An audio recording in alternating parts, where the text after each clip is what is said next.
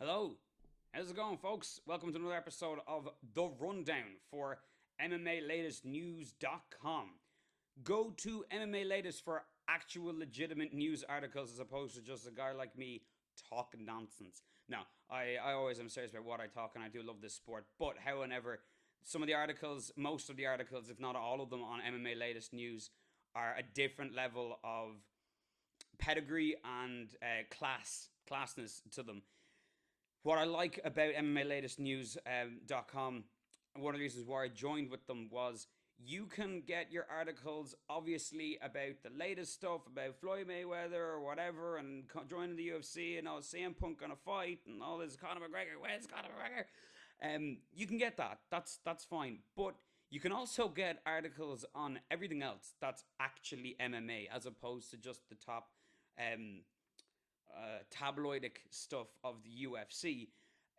Everything, everything from Bellator to LFA, Cage Warriors, Bama, everything in and around and between. I know I'm forgetting loads of other ones. Um, World Series of Fighting, or did that become LFA? It doesn't matter. The point is to be able to see fighters go from the very, very, very beginnings of their life and their career, and then to get to watch them and follow them all the way up to the top is a very special and unique, cool thing that isn't that common and easy to find. But not just that, you really get an understanding that there are a lot of people out there in these lower organizations that they know they're never going to get that far. They know they've probably been in the game quite a while already, but that's not why they're there and that's not why they fight. And it's really interesting and it brings a different perspective and grows your understanding of the sport in general. Plus, you'll be surprised that the more you actually give these articles a shot and you read them and you get to learn about these fighters, the more you will see things like in Bellator and in UFC, in prelims and stuff, these other fighters come in that what would have been a prelim where you don't know any of these fighters, you're like, oh my god, I read that article on MMALatestNews.com about that fighter. Oh, I watched the interview that Rodney James did with that fighter or whatever. He's one of our on-site reporters. That's the one. But yeah, so go to MMALatestNews.com. Follow us on Instagram, YouTube, Twitter, Facebook, MMA Latest News, everywhere. Right now, let's get into it. Last week, the week before last, there's been no MMA. Pretty much none. There was an organization, I think it was LFA, where Dude A, knocked Dude B down, and then when Dude A went to go into Dude B's guard to start laying some ground and pound, Dude A slipped, and then his head went into opponent B, who was on the floor's knee, that was just up as guard. He basically knocked himself out on someone else's knee, which is a terrible way to lose, and for the other dude, it's a terrible way to win. But what made it weird was the guy who won, not in a nice way, um, decided to do a front flip on the back, on the actual back of his unconscious opponent. It was very messed up. But other than that, nothing happened. However, something is going to happen.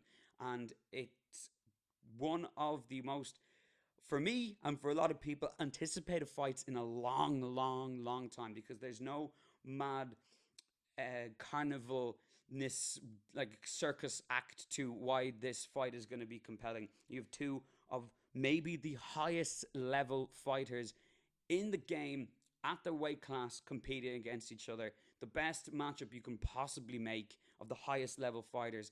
And my God, have we been missing that with all these money fights and stuff. That is Tony Ferguson versus Khabib Nurmagomedov at UFC 223. Now, if you'll bear with me 1 second while I sort this stuff out. Grant. Okay. Now, I am not here to go into and say my conjecture for who do I think is going to win because let's be honest, for the most part, especially this far out, it's 50-50. Okay, and even the best analyst and the best fighter's opinion, it's still a 50-50 gamble. One person's going to win, one person's going to lose. Unless it's like, oh, Connor's going to take on Floyd. Well, I'll bet my unborn child that Floyd ends up in hospital. It's not a debate. Um, Lost my train of thought. Yes, I'm not here to conjecture or put my opinion of who I think is going to win. Will I probably do a video about that later, close to the date? Of course, because I love talking about it and I love hearing about it from a Joe Schmo to a legit fighter, analyst, or whatever the hell.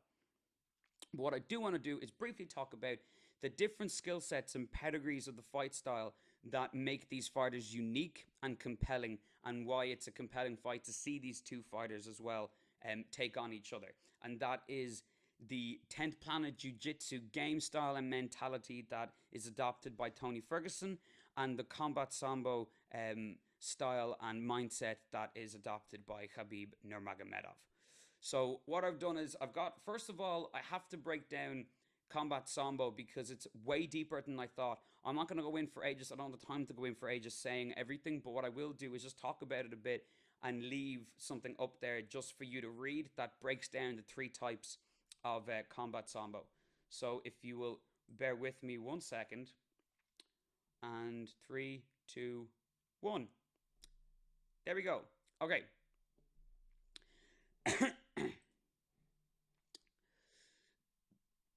So there's obviously three types. There's sport, there's combat, and there's freestyle. What Khabib does is freestyle.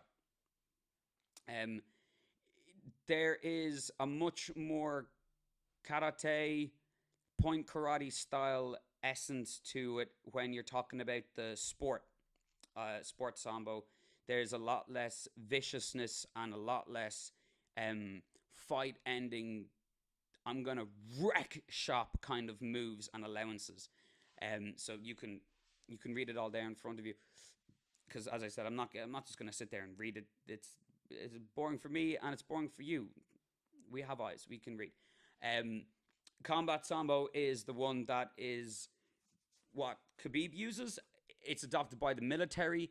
It's very much the essence of, I have to end this fight as quickly as possible, but I have to make sure that you're not going to be able to get back up. And if I can't end the fight quickly, I need to very, very emphatically put across the reality that you're not going anywhere, and I'm just going to brain you until you shut off. Even if you're so tough that it takes me an hour, you're not leaving, you're not moving, I won't stop. But for the most part, let's try and end you viciously as quick as possible so that the people watching can go, oh God, um, taxi, and just leave. And then freestyle is kind of obviously a bit between the two. It's a bit, I would put it akin to when they have rubber matches, where it's like, hey, it doesn't really count who wins. It's not really going to any mad accolade kind of thing. We will allow certain things of viciousness because you want to have a proper brawl, but there's also other stuff we're not really going to care about because it's not that meant to be that much of a sport centered, thing, and we're just going to get a bit leeway or whatever. One of the things that's allowed in like is like groin stomps or groin attack shots, which is like, why? Don't ever allow that in any sport. It also gives across the kind of level of brutality and stuff. And finally, the fact that they have something like Combat Sambo, which in itself is a form of mixed martial arts in its own right. I mean, catch wrestling, kickboxing, pancrase, those judo, like it has a lot of all those elements kind of thrown into it. Um, but it's this level of fight style that it's so basic in its mission statement. You know what I mean? But it still manages to break it down into individual different aspects for where it's most effective depending on the rules of engagement. Um, I love it. It's very cool, and it echoes the idea that there is. I'm Irish, okay? There's English. They're white people. We're white people. I'm half Mexican, so not really the sense, but still, for the most part, Irish white people. Then there's Russians and like Eastern Europeans, and they're just a different level of hardcore. You can go to parts of America, parts of, Canada and stuff where it's brutal. It's brutal to live there. It's cold all the time and it's hardcore. But there are little pockets in these countries where these little pockets of people live pretty hardcore life. New York and Boston get pretty hardcore in the winter and stuff. But it's these little pockets that develop hardy people. But like somewhere like all of that, you're like Russia. Dagestan, Poland down further. That whole place is just full of hardy people. It's just it's cold almost always. It's just it develops as the type of people that's needed to survive in that place. They're so much more less taken down by frittering thoughts. Like I can't. They know what matters. They know what's up, and they don't care for your petty little problems. And they won't stop. And they're hardcore as hell.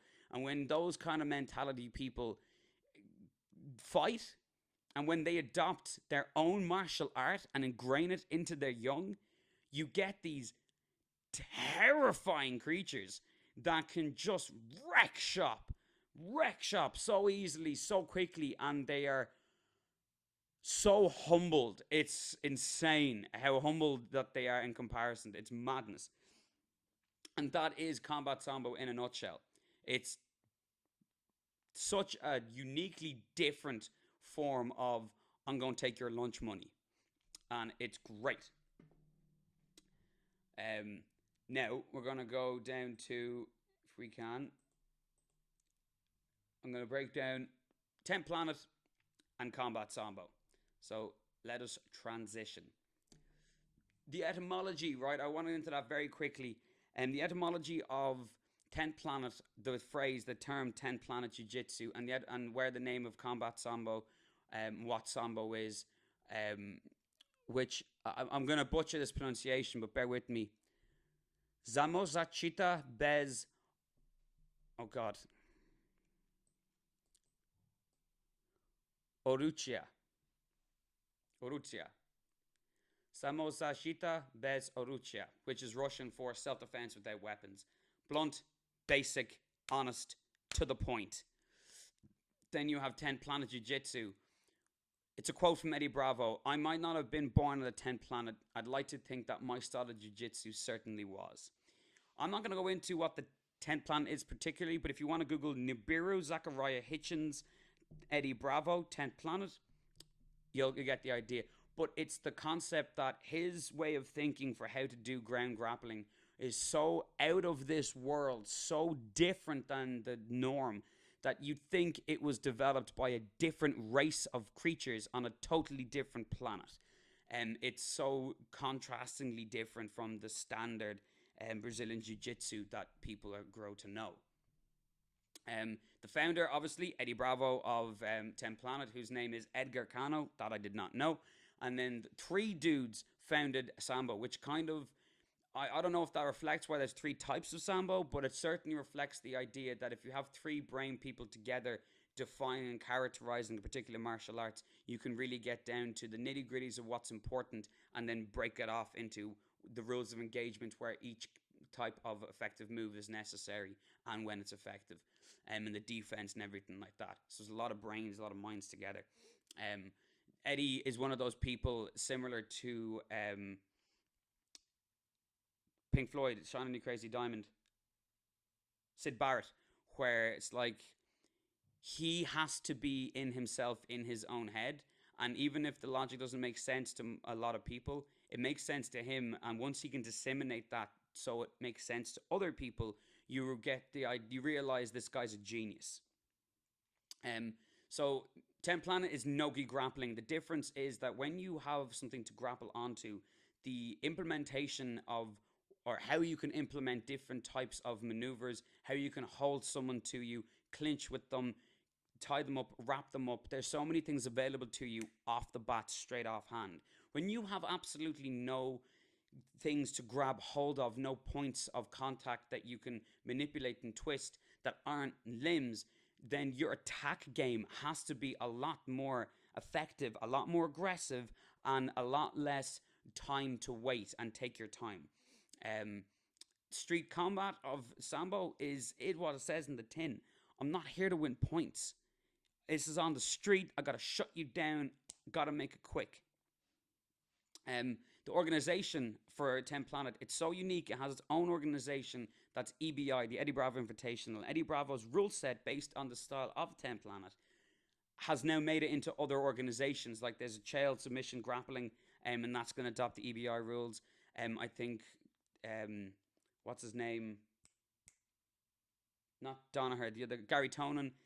He's doing a lot of and trying to get going. Uh, uh, what's it? Strike jiu-jitsu, combat jiu-jitsu. Um, Using EBI rules as well, relevant to the concept.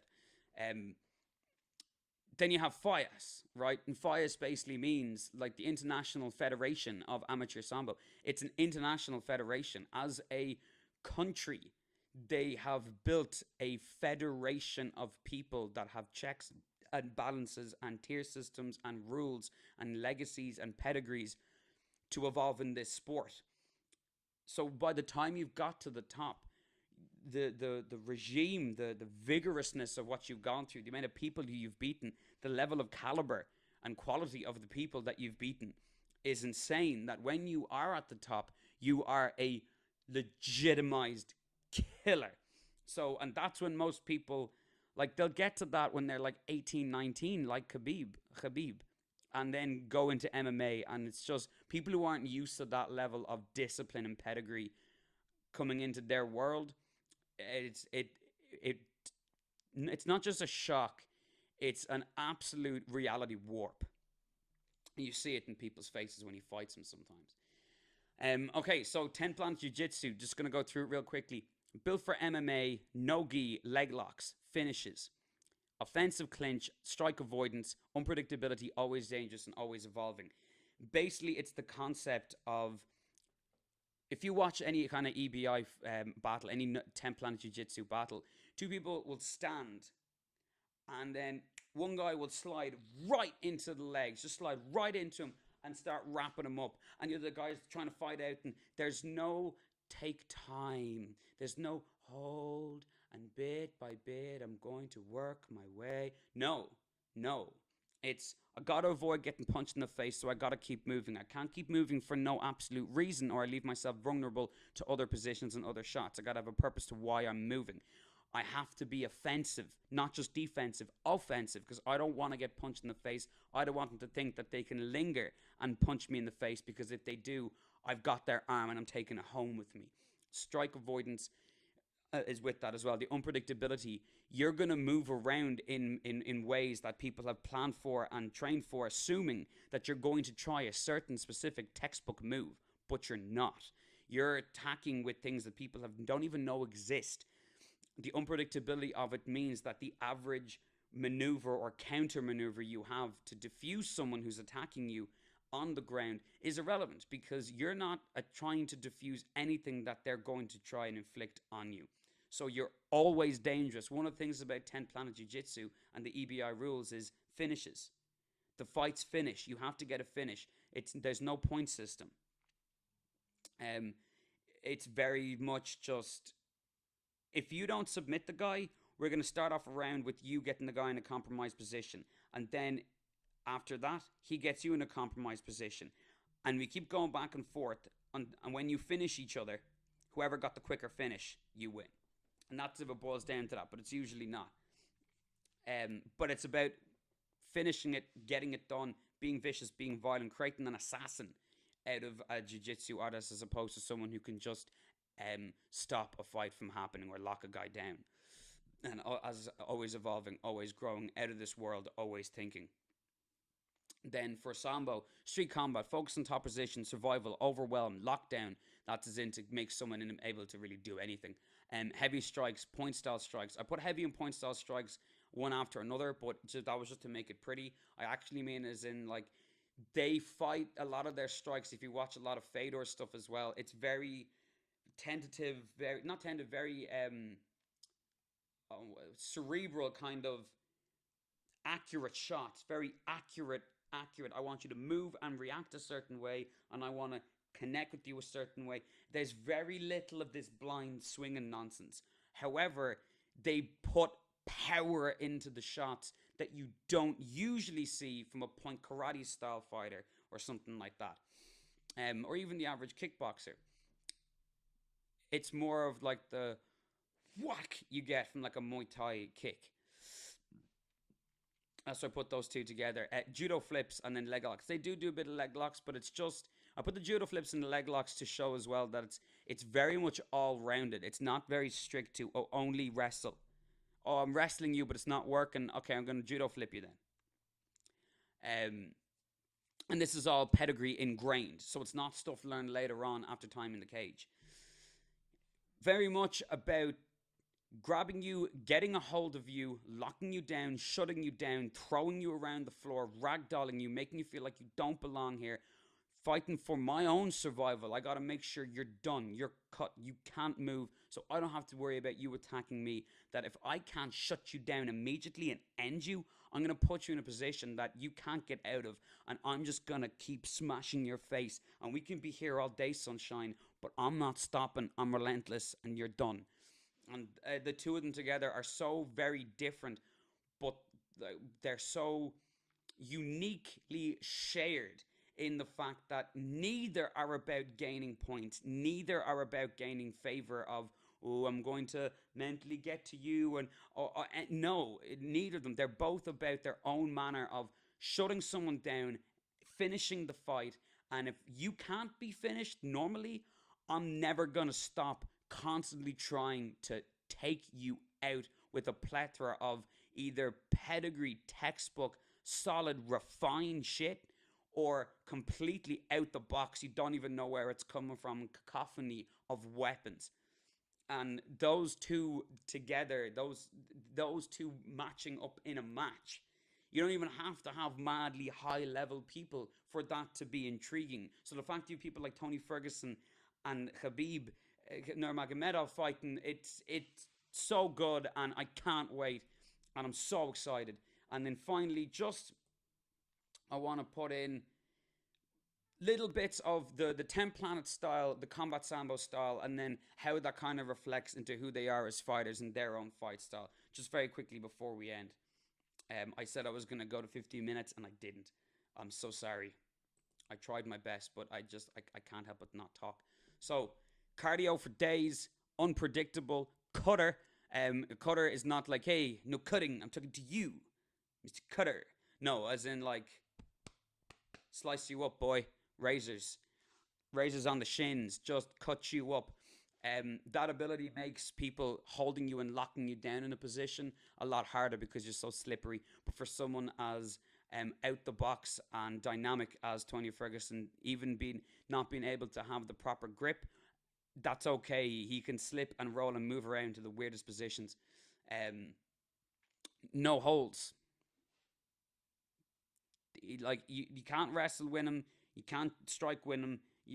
Like there's no way of form of striking or of attacking where you're so good at it and he's so crap at it that oh, it gets bad. Like no, whatever you have to give him, he can come at you with an equal amount of any kind of style or martial technique you want to employ in the fight. Cardio for days is very good in regards to the 10 Planet style as well, because it's just I'm never going to be slow, and I'm not going to sit there and hold my breath. I'm constantly changing, trying to kill you, trying to kill you. Can't move this way, kill you this way. Can't move that way, kill you that way. And the ability to be able to constantly go for that as well and be at your top to be that executable requires a serious gas tank, and Tony has that for days. And then Khabib, powerful, smothering, violent, relentless. No fuss, no muss. If I'm going to hit you, I'm going to make sure it hurts. I'm going to smother you. I'm going to hit you, stifle you, make you go, oh, God. I got hit 3 times there. I honestly thought they'd all be nice jabs, but they were pretty solid punches to the face. I didn't expect that. Oh, God, he's already on me, and he smothers on you, and then it gets violent, and that's when he torques, rips, and throws you and slams you around the place, pins you, and then it's just relentless with his hits, relentless. And if you get out, and if you manage to make your way and slip out and duck out and roll out and stand up, he's on you again, and he's on you again, and he's on you again, like a wet blanket, like a wet blanket made of rocks that's just got flaying rocks that's just gonna stick to you and just constantly hit you. And it's so akin to the Combat Sambo style, and that's just who he is as a mental fighter. and Tony Ferguson's mental fight game is so akin to the 10 Planet style. I can't wait. It's going to be amazing. I have gone way over the time, so I'm going to say thank you very much for watching, folks. We're going to put it back here. We're going to get all our socials and all that other stuff up so you know the rundown. Wait a second. Rundown, MMA latest news, Dan the Mexican, Facebook, Twitter, Instagram. I'm Dan the Mexican on Facebook, on Instagram, on Twitter, on YouTube. Yeah, I suppose. MMAlatestnews.com. Thank you very much for watching, folks. This has been The Rundown, and I'll see you next week. Peace.